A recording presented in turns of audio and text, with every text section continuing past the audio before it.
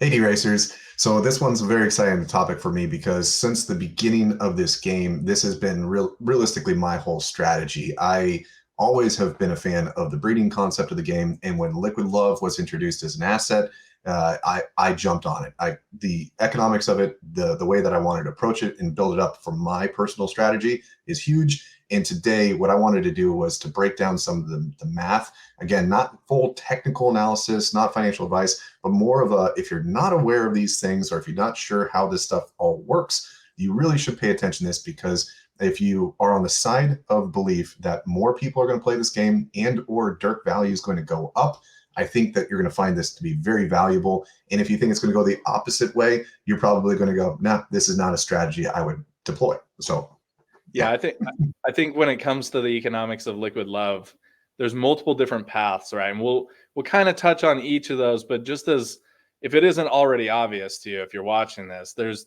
different things you can do with Liquid Love. You can actually breed your own horses, or you can just sell them on the market, or you could sit on them, right? Like looking at it as a future investment that you just want to see rise in value for a future yep. date. And each person's going to decide where they fall on that, whether or not it's valuable for them to consume them or to sell them. And we're going to kind of talk about the different avenues in which you could look at that and determine if you want to get in at a certain price point, whether that be staking or selling them in the future. Yeah, that's a good point too. So like for the people that are watching this that don't play, nice to meet you. But yeah, you have to stake on derace.com/Dirk. And then inside that, you will be able to claim the Liquid Love, which you use for breeding. Now, when it comes to breeding, it's RNG, so it's random. So you either have a 14 or a 60-day range. So on average, if you're just doing this constantly, that means every 37 days, you'll be able to breed your horses. Now, assuming that the horses that you're breeding are decent horses, means you run them a lot, they're probably approaching level 80, which would then mean that the best blanket, which is the equipment that you could put on to reduce your cooldown, would take approximately 7 days off of that. So that means the perfect condition is every 30 days, your pairings should be able to breed. Of course, it could be longer or shorter, but that's your general average if you're doing this constantly. Now, on that note, there's 5,000 Gen Zeros. Those are the only horses that can currently breed. So that means that there's 2,500 theoretical pairs. So if those theoretical pairs were breeding 100% of the time, that means this game could create 625 new horses approximately every single week. Now, you and I know that you shouldn't breed every single horse. Some of those horses are complete donkeys. Save them for something donkey related. Maybe the top 20% should breed. So if that's the case, our realistic theoretical cap, we put at the 20% marker, would yield around 125 new foals every single week. Yeah, and we recognize that this number may actually be lower right now, especially considering the really active players in the game right now are looking at their top handful of horses, and those are the only ones they're breeding. We also recognize that of those 5,000 Gen Zeros, there's still a large number of those that either haven't been released by DeRace, or they have been released, but they're sitting in someone's wallet who either doesn't play the game or has no desire to race them. They haven't put them into their in-game wallet, so they haven't bred over time. Now, we could deep dive into the number of breeds on average based on ancestry from parents. We're not going to do that right now. Again, just going to use a rough estimate of approximately 20% that should be breeding going forward, or could be breeding right now. Fair enough. Okay, so now when we take the staking, so if you put 4,500 Dirk in, it's going to yield a Liquid Love every 60 days. 9,000 Dirk in is going to get you to that 30 days. So I highlighted it as yellow because that, if you have two horses that you're going to breed constantly, you theoretically should have 9,000 Dirk staked, so you could self-sustain yourself. Now, the bigger your stable, the more you breed. Obviously, you'll see that these numbers get bigger and bigger and bigger. If you had a whopping 144,000 Dirk staked, you'd be yielding a Liquid Love every 1.9 days. So now, down here, we went and we found the contract address of the staking wallet, and we found that there is 2.14 million Dirk that is staked. So that means, as an entire ecosystem, 7.85 Liquid Loves are generated per day, or they could, which would yield approximately 55 Liquid Love. I'll keep following along with this per week. So now to confirm this, if I switch over here, I'll just show you. This is the contract. So we could see that right now there is that 2.147 million that is currently staked. Now, what's interesting about this, and we'll be touching on this, is that our peak was around the summer, and we have dropped off about 300,000 so far. So now going back to this tab here, we have a current demand, which means that of this 600 horses that could be being bred every single month, we're only consuming or generating enough to support about 9%. Knowing that that's not true, and that realistically the top 20%, that means even at the top 20%, there's not enough liquid love that's currently being generated to support what we think is a healthy game growth. Only right now around 43%.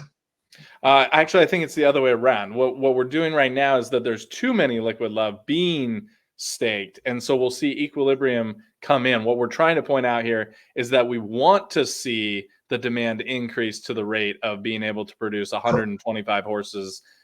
Was it per week? Yes. So if that would be our 20% target. Correct. So if we were genuinely pulling off the 125, there is not enough liquid love. But right now, since we're not doing that, there is an oversaturation of liquid love. Now, switching to what we've realized. So Gen 1s, there is 3,731 Gen 1s that exist.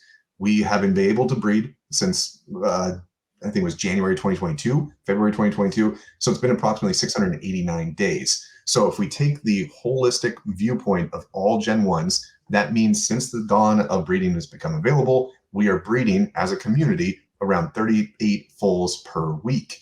Now remember that 125 is what we said would be the absolute theoretical cap that we think is wise, which shows you that we are using right now, the consumption rate is far lower than we see a theoretical cap. More players coming into the game, that cap most likely is going to get closer and closer to 125. We're not there. Yep. So that's where right now, us generating around 55 liquid loves, we are currently overproducing 145% of the liquid loves that are being consumed. This is why right now we've seen the cost of liquid loves get cheaper and cheaper. It makes sense that it would at this current ecosystem. Yeah, and we did see it climb. There's obviously spikes that occur, especially when there's new faces that show up into the game. The floor gets swept occasionally. It'll swing. I think we were at 20 per liquid love just a week or two ago. Prior to that, we were down at 13. So knowing that it swings with interest in the game, you can take advantage of knowing these numbers, knowing what the desired consumption rate is, the current consumption rate, and kind of playing the game if you want to sit on them or sell them, depending on that. Now, the last topic I want to really dive into is the impact that Dirk has on this. So I'm going to be playing with a couple different numbers here, but things that I want to point out is if I go back to this screen, you will notice that for the past like 2 months, we've been seeing a bigger drop. When the price of Dirk jumped a lot, people started pulling their stake out, and I think that they were selling for some of their profits. The people that are staking, I'm going to guess, are mostly gamers or people that are at least involved in the game. Like there might be staking so that they could sell off their liquid love assets. They might not be racing, but they're somewhat involved. Now, when Dirk value goes up and people start taking some of their profits, we should see the stake continue to get a little bit less, and that makes sense. Take your 10%, 20% profits, whatever you're looking for. But as we do this, the supply is going to start to get less because we obviously have less staked available. So going back to this page here, what I did is making some general assumptions. Today, if you were going to be staking, you have to put in 9,000 Dirk, which would approximately cost you 4,300 USD. So if we take this into a standpoint of not the gamers, but instead the people that are investing into Dirk for an APR or APY of their liquid love, at current floor value of $17 over the course of a year, that would yield around a 4.7% APY. So now, if I was an investor and I have multiple options of where I want to stake, obviously I'm going to try to find a place where it has a good return on my investment. What we are kind of seeing is that liquid love follows around this 4 to 5% APY. So if the cost of Dirk, if it was to go up and the floor value did not go up with it, you would see, as you can see down here, if Dirk was $2 a piece and the floor value was still 17%, the APY would drop to 1.13%. not a great return as an investor. I might pull my stake and move it to a different project or a different form of farming so I can get a higher yield. So what I would suspect is that as the DERC value goes up, you are going to see people wanting to figure out how do they get a higher APY to match. So if that makes sense, if I come over here, if the price of the floor was $35, my same stake today would be yielding a 9.72 APY. That's great. I'm going to leave it in there. But if DERC was $2 at 35, if I come across over here, you'll see that my APY has fallen again to 2.3. So I would speculate if DERC was $2, that we would need this price to be closer to, let's say, 65, because now when I do this, I'm back approaching that 4.5% APY. This has been what we've been seeing with supply and demand over the course of the years of studying where people are putting their money in to match. Yeah. Now, another really important thing to note here is that we can play around with these numbers, and the value of liquid love has multiple pressure points, right? Multiple things that are pressing down on it to say it should be valued at X. One of those is the amount staked, because that tells us how many liquid loves are being produced and could potentially be on the market. We would expect that with a bump, let's say to $2 in DERC, that more people are going to pull their money out, take profits off of the staking, and that staked amount, which is 2.1 million right now, may drop 30%. You know, whatever that number is, it also means that that's that much fewer liquid loves available on the market, which is going to mean there's a supply shock for liquid loves, which means it drives up the price. This is just basic economics when you're talking about what's available to produce and what's actually being made available on the market. So we would expect that price to drive up, and that's why we're saying, you know, you would expect the value of a liquid love to be 65 in the event that we were at 2.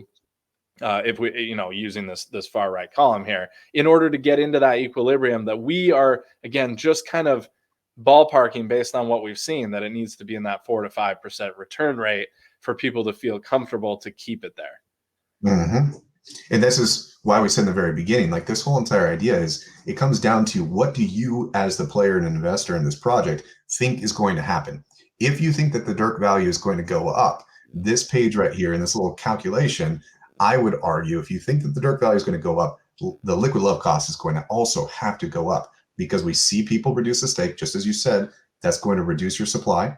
And if we still are consuming them as gamers, the difference isn't that huge right now. So if we bring in more gamers that are going to start to utilize this or buy up Gen 1s, it might motivate more Gen 0 holders to start breeding so they can start selling them off. So the price of the Gen 1s are probably going to go up as well, because the cost to generate them is going to go up with the cost. Then the other one is the day Gen 1s are able to breed, I think you're going to see an absolute frenzy of people that are breeding like mad. Me personally, I have dozens of liquid love that are stockpiling. I'm getting ready for it. I have a huge stable of Gen 1s that I've been trying to get them in position, and I make sure that I'm mixing up my breeds so that way if there's no incestual breeding, I will have a deep stable of mares and stallions that I will be able to pair effectively. So this has been my strategy, and I'm guessing a lot of other gamers out there are doing the exact same thing, preparing for it. But the day Gen 1s happen, though, to be able to breed, I think you're going to see a massive, massive supply shock. And if we get more gamers, that's going to come too. Yeah, and you touched on something a minute ago, which is you have to decide whether or not you believe that the cost of liquid loves are going to increase over time or they're going to slowly drop. And again, we're not making financial advice here, not giving any recommendations. However, based on the current numbers, we do know that there's an overproduction. And when there is that, the price should drop. We were at 13 before. We're probably going to dip back down somewhere near that unless there's a major change in the game. The 13 means that our APY drops, but at the same time, we know that there's not very many people breeding right now. So we either need an influx of new breeders, people that want to get involved in the game and breed, or we need the price of liquid love to drop more so that the price to produce a full can meet equilibrium with the cost or the floor cost of horses that are unraced on the open market. So absolutely. yeah, we know it's going to dip a little bit. The question is, where will we be in 3 months, 6 months? And, you know, do you want to be sitting on a whole bunch of liquid loves that are going to be more valuable, or do you want to be scrambling trying to buy them in 6 months? Good point. Yep. And on the only final note to add on to that, we just had the DeRace tournament that is still now open and active registration. And one of the things that's coming with that is the juvenile version. So now horses have less than 500 races. Of my entire stable of 30-something horses, only a handful of them are below that number. And I set aside my unraced for the Dirk Army competitions. So if you're seeing the opportunities to get into these bigger tournaments where you might have a better chance to not have to compete with all of like the major players, I think that's going to bring value to some of these lesser horses. And that might also, again, motivate people to breed something in so you can go compete in those, because the prize structure looks pretty good.